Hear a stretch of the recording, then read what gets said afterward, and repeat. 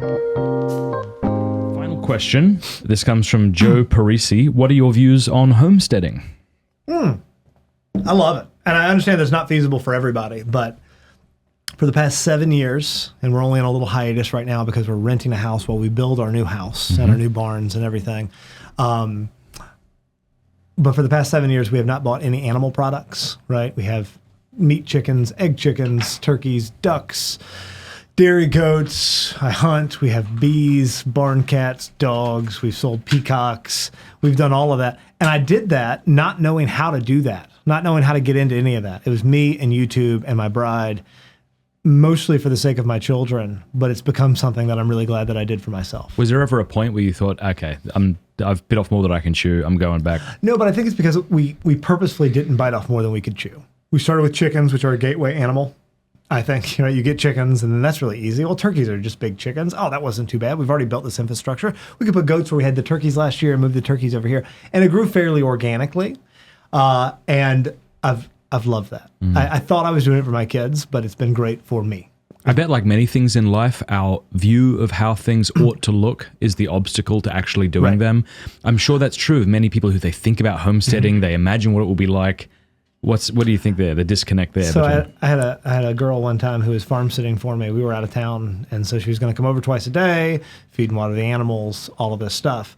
And what she thought it was going to be was green acres of rolling hills with some beautiful cows being pretty out there. Black and white cows. And what it was just feces up to your ankles and shoveling, like mucking out goat houses and all of these things. But I think that I think all the frustrating things about it, and I didn't mean to make this a theme, but to go back once again to failing at things that are real is better than succeeding at things that are fake. Excellent.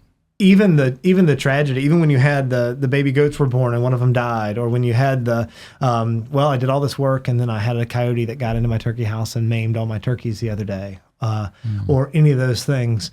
It's the difference between working as a sort of white collar salary employee and an hourly construction worker, where the hourly construction worker at the end of the day says, man, I did things today. I did real things today. And I'm a white collar guy, so I get the white collar world and why that's important, the service industry and all of that.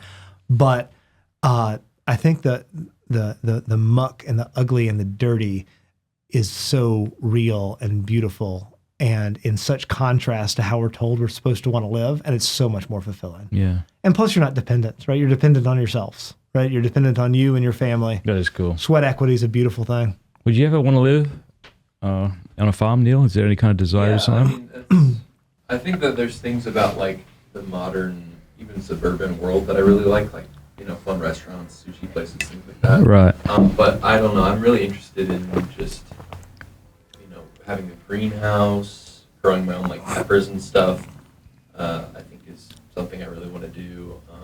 And then, depending on the situation, I'd love to have like chickens. Yeah. I think at a certain point, it's like what I want to do with my life isn't spend most of my time like working with animals and things. So I don't know if I'd ever get like a cow or something that's going to take up like more than half of my day. Sure. Because I want to do other things too.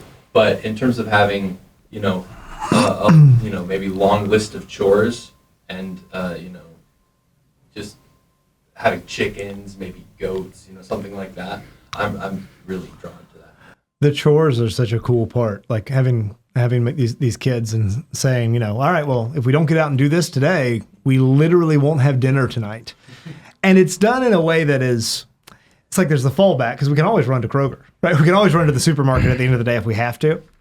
But we try to pretend like we can't a lot of times. And it's fun. And once again, I do think I forget who said this, but there's a great quote that says, tradition is the democracy of our ancestors. And I think that there's really something to be said for the way things have been done forever are probably a good way to do things unless we have a good reason not to. And we can talk about the horrors of the past. We can talk about slavery, and we can talk about human sacrifices to blood gods of the Aztec Empire, things that we shouldn't do just because we've done them. But I think just throwing out the agrarian lifestyle and all of these things that we've been doing since humans have been civilized. Right. I think there's something to be said for that. And unless we know, like a Chesterton's fence scenario, why we want to get rid of it, I don't think we should be so quick to throw it aside. That's excellent. Thank you very much for watching that clip. Before you go, do us a favor, click like, click subscribe, and if this really meant something to you, help us out by sharing it.